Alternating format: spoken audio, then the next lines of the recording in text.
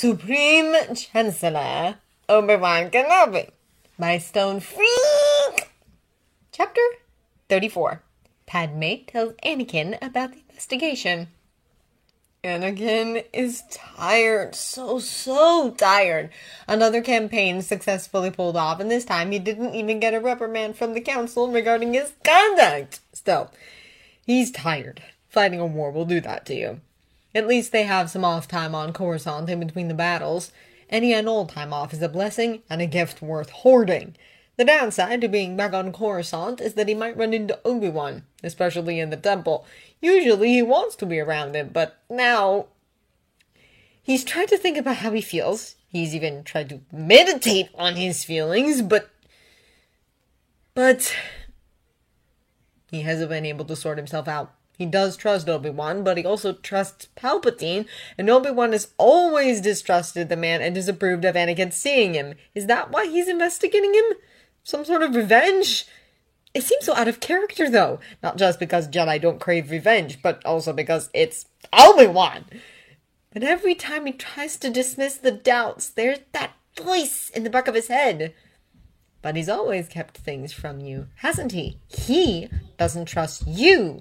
Obi-Wan doesn't trust Anakin. It has to be true. Just like the man only ever saw him as a burden during his days as a Padawan. Why else would he leave on solo missions so often?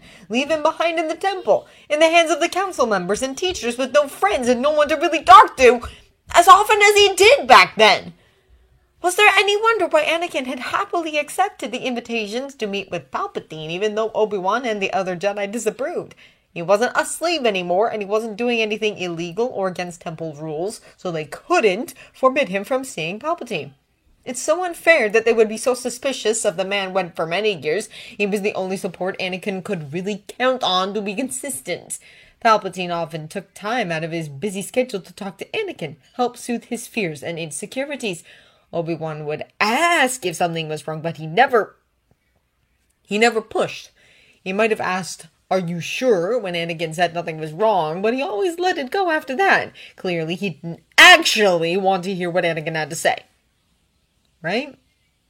Over the years, Anakin has wondered if perhaps Obi-Wan just wanted Anakin to come to him. Did he want to push him beyond what he was comfortable with? But Palpatine... Well, he's always gotten the impression that Palpatine didn't think so, that he disapproved a lot with how Obi-Wan raised Anakin. In Anakin's darker moments, when he doubted his place at his master's side, he loved that. It had made him feel better knowing that there was someone out there who didn't think Obi-Wan was a shining beacon of light and perfection. But he remembers so clearly being small and wrapped in Obi-Wan's arms after a nightmare. Remembers burying his face in Obi-Wan's sleep tunics and breathing in the scent of security and home. Only 2 people have ever been home to Anakin. Mom and Obi-Wan. He's already lost his mother. He fears and worries about what he did when it happened. He wishes he could have talked to Obi-Wan about it, but he didn't dare. He still doesn't dare. He can't even explain the extreme explosion of anger that came, that wiped out everything, even the grief. So even though Obi-Wan is home, in a way Anakin can't really explain, he can't trust him either, can he? Palpatine is right after all, even though Obi-Wan has always complained about politics. He's both taken his seat on the Jedi High Council, which obviously deals with Jedi politics, and has somehow gotten voted in as Supreme Chancellor of the Republic. And he didn't turn it down! He could have said no, couldn't he? Anakin sighs and buries his face in his hands. He can't seem to work this out on his own. He needs to talk to someone else about it, have someone help him through his thoughts. Palpatine... No. He shouldn't bother him with his worries. He probably has enough to deal with on his own with the investigations and all. Anakin already feels guilty for unloading on the man before he went on this string of missions on the war front. He hadn't even talked much about what happened to Palpatine. He should make it up to the man. Later. So, if he can't go to Palpatine, then there's only one person. Anakin nods to himself. Padme. Of course. He'll go see Padme. Anakin! You're back! Anakin pulls Padme into a hug and breathes in the scent of her hair. He's missed her so much. Yeah, we came back a few hours ago. We briefed the council and got our things settled in our rooms. Ahsoka's talking with friends, I think. It's not what he wants to talk about right now, but odds are that if he doesn't say anything about it, Padme will ask about it anyway. He rests his cheek against the top of her head and tries to internalize the peace of this moment. Tries. It's not working. His stomach is still churning, he's still worried, and he really needs to talk about this or he'll blow up! He hates it when his emotions finally explode on him. It's exhausting, and he knows Obi-Wan gets disappointed every time it happens. Or would be if he knew about it. Are you free to talk? Padme pulls back from where she rested against his chest, and their eyes meet. She must see something, because her hand comes up to rest against the side of his face. Anakin, what's wrong? She blinks and seems to finally process his question. Oh, yes! Actually, I was heading over to Obi-Wan's office for a meeting, but I could definitely put that off for a while. She pulls out of his arm, and her small hand wraps around his wrist. Come sit with me on the couch. Obi-Wan. Padme was going to talk to Obi-Wan. Anakin would love to just suggest they go together, but he still can't bear to face the man, not until he's sure what he's feeling. He follows her to the couch and sits down. There are data pads and flimsy spread out over the table. That's not like Padme at all. She usually keeps her office clean, especially when she's going somewhere, and she said she was going to Obi-Wan. What's all this?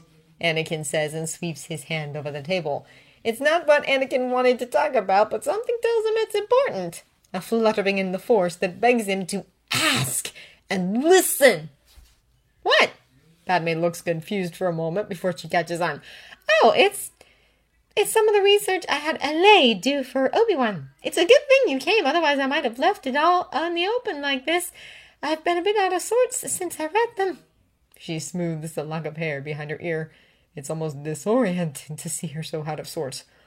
Obi-Wan asked you to do research for him. What is it now? Is he asking Padme to dig up dirt on Palpatine? Is he trying to discredit the man further? Is the whole thing just some weird form of revenge wrapped up in propriety and it's for the good of the Republic bullcrap?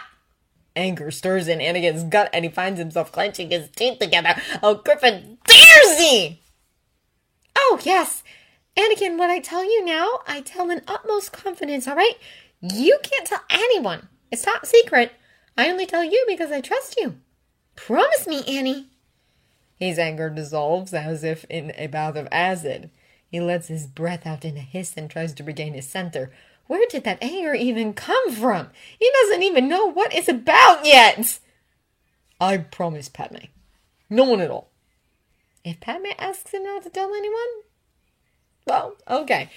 He won't. Not a single soul. Not Palpatine. Not the Council.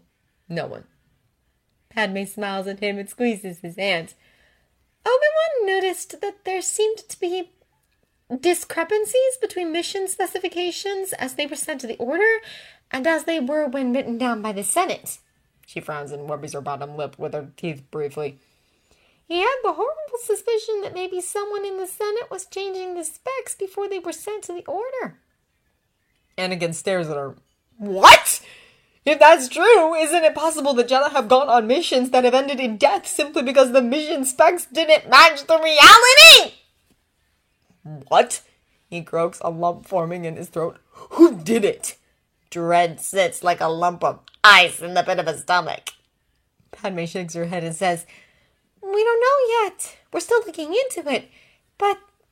She looks away for a moment, draws a deep breath, and seems to steel herself.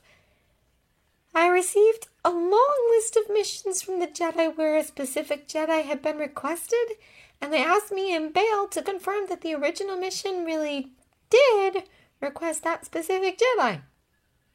Right. Okay, that happens a lot. I know Master went on a lot of missions alone because he was requested. At least that's what he said. Anakin can't help the note of bitterness that seeps into his tone. Anakin? Padme squeezes his hand again. She looks sad. There were a lot of missions at LA. When she accessed the files, she realized there was a virus rewriting files. She neutralized it and managed to copy the virus code before she eradicated it from the Senate systems. But its mere presence made her go into the backup files instead. It's very lucky the Senate has a lot of backups.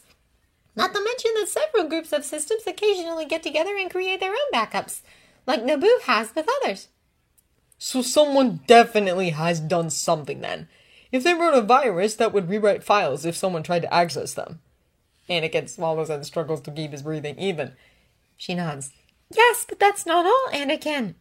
A lot of the missions checked out. The specific Jedi was requested.